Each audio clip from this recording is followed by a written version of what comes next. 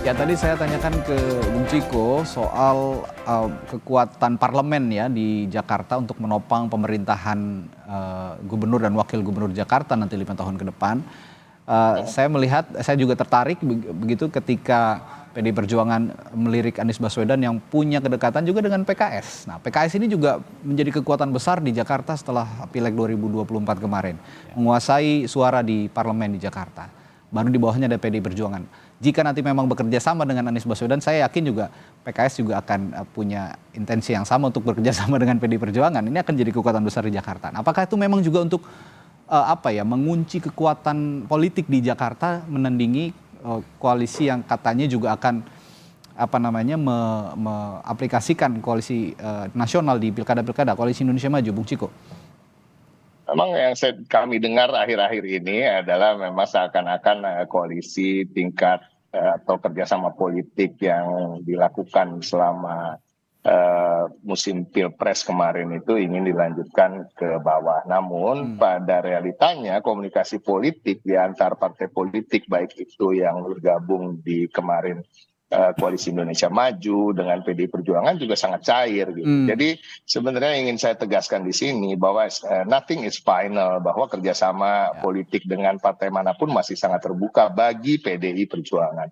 Karena sampai hari ini juga belum mengeluarkan rekom, karena kami masih mencermati tadi yang kami katakan di internal kami juga ada calon-calon yang kami anggap mampu untuk bisa berkiprah di DKJ ke depannya. Nah, ini yang satu hal. Tapi hal kedua tentu ada hal-hal yang sifatnya realistis tentang menuju kemenangan. Tentunya kita harus bekerja sama dengan partai-partai juga mempunyai basis yang kuat gitu.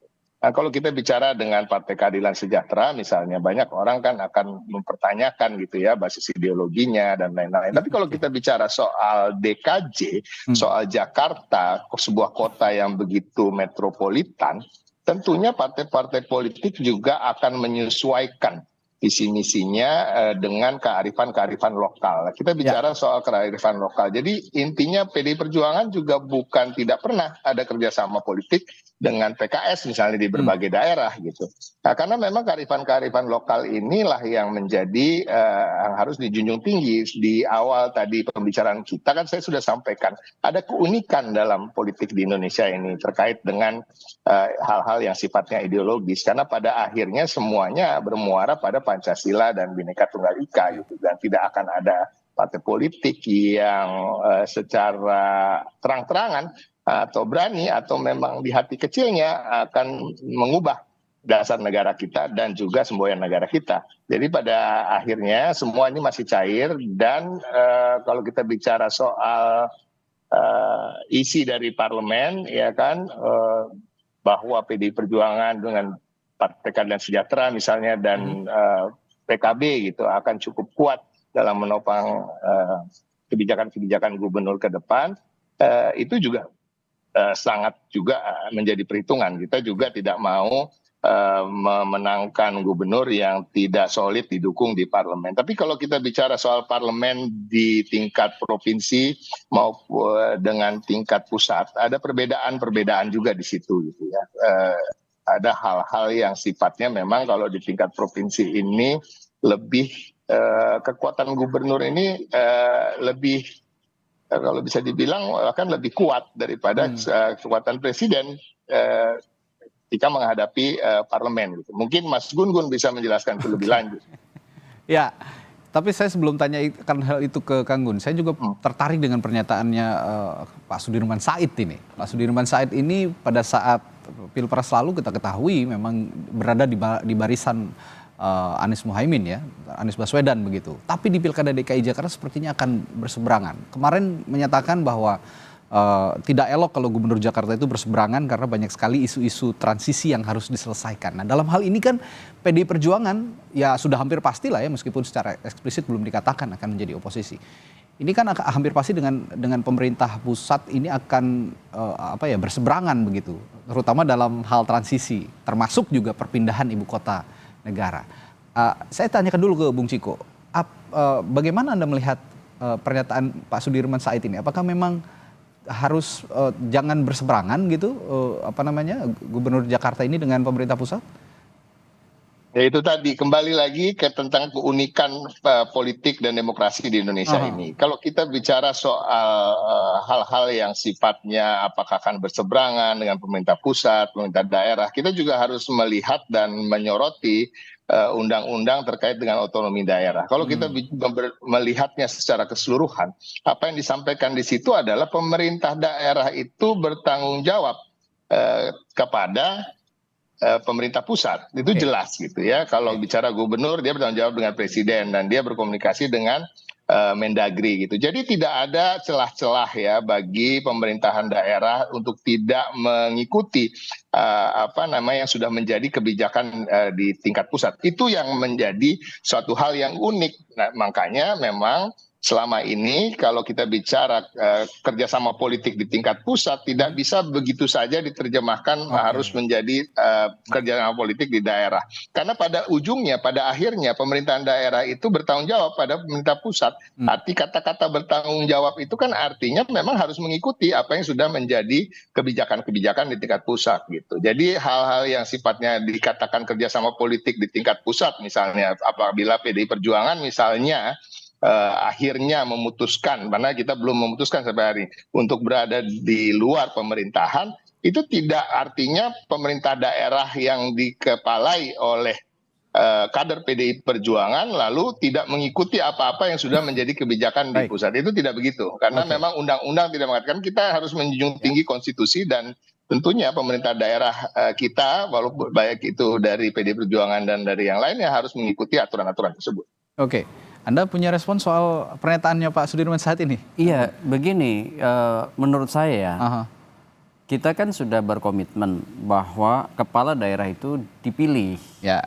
ya termasuk gubernur DKI. Hmm. Artinya ada representasi suara rakyat yang langsung Ya. dimandatkan. Tetapi kemudian kan juga ada yang disebut dan kewenangan setelah dia terpilih nanti, dan kewenangan itu diatur Oke. melalui beragam instrumen undang-undang termasuk pola hubungan pusat dan daerah. Ya. Jadi kok saya nggak khawatir ya ketika misalnya Pak Anies kemarin di Pilpres sebut aja mengusung narasi perubahan, kemudian besok misalnya mencalonkan diri di Jakarta dan misalnya Tetap terpilih, mengusung itu ya kan perubahan. tentu kan juga sangat paham bahwa birokrasi itu mutual interdependent. Jadi satu bagian berubah, dia akan menyebabkan perubahan di bagian-bagian lain.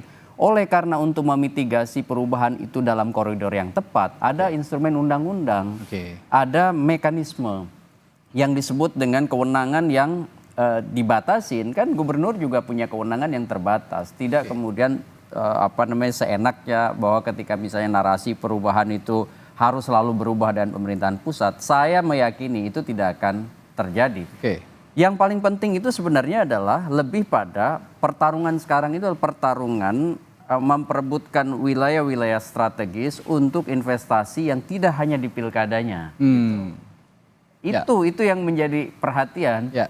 Karena kalau misalnya Pak Anies sebut aja terpilih lagi di DKI dan memimpin DKI, tentu juga akan menghidupkan yang disebut dengan sebut kalau dalam dunia Mas Radit itu running story, ya kan? Oke. Dan itu kan bagus tuh framing, sebut aja publisitas politik ya bagi kepala daerah untuk nanti juga menyiapkan diri di kontestasi di atasnya di kemudian hari. Dan kalau soal kewenangan, saya kok meyakini bahwa kita sudah punya pengalaman, kan sekarang juga pilkada itu diisi oleh komposisi yang berbeda-beda tiap daerah. Bisa aja tidak selalu koalisi yang sama dengan pada saat pilpres. Meskipun konteksnya transisi. Tadi yang disinggung soal transisi. Kan sekarang Jakarta transisi dari misalnya sebut aja DKI ke DKJ. Kan itu juga kan seperti di akuarium, semua orang akan melihat. Kalau kemudian justru misalnya hal yang bertentangan dengan pemerintahan pusat atau kemudian alur kebijakan terkait dengan DKJ, tentu kan juga akan backfire pada kepala daerah yang nanti terpilih kalau memang betul-betul tidak komit ya pada proses transisi itu. Menurut saya sih tidak perlu terlalu khawatir. Siapapun kepala daerah, tidak mesti Pak Anies ya. Siapapun misalnya apakah nanti yang terpilih Ridwan Kamil atau whoever dia, menurut saya akan ada instrumen mekanisme dan juga mata publik yang akan memperhatikan. Kalau gitu intensinya Pak Sudirman Said ini sepertinya beliau juga punya keinginan untuk maju di Jakarta sepertinya, jadi punya pandangan seperti itu ke Anies Baswedan sebagai orang yang dianggap oposisi dengan pemerintah pusat. Tapi saya juga akan tanyakan soal kekuatan parlemen tadi yang juga sempat dibahas oleh Bung Ciko, Kang Gun. PDIP dan PKS, kekuatan besar di parlemen Jakarta 5 tahun ke depan, akan seperti apa jalannya Anda melihatnya? Ya, kalau di pusat tentu punya dinamika yang cukup berbeda dengan di daerah, ya kan? Nah, di pusat tentu PDI Perjuangan adalah partai pemenang pemilu, ya kan? Dan kita harus memahami bahwa perolehan suara PDI Perjuangan yang sebagai pemenang pemilu meskipun ya agak turun dari 2019, itu tetap harus kemudian dihitung sebagai kekuatan penting. Dan kalau misalnya PDI Perjuangan ya Bung Ciko tetap jadi sebagai kekuatan penyeimbang di luar kekuasaan pasca nanti Presiden dilantik 20 Oktober, itu akan bagus bagi munculnya kanalisasi suara berbeda gitu. Dan PKS pun demikian, kita masih lihat misalnya, tetapi khusus di DKI PDI Perjuangan itu kan 14%-an, kemudian PKS kan 16%-an ya. Jadi kalau itu kemudian juga jadi satu jangkar-jangkar penting ya di DKI, itu kan pasti akan mencari formula yang paling tepat. Contoh misalnya formula dalam kandidasi sekarang yang paling dekat. Nanti formula tentu dalam koalisi dukungan terhadap pemerintahan maksud saya kepala daerah yang terpilih nanti. Apakah di dalamnya nanti melibatkan PKB sebagai bagian? Nah, itu juga kita harus lihat dulu beberapa perkembangan ke depan.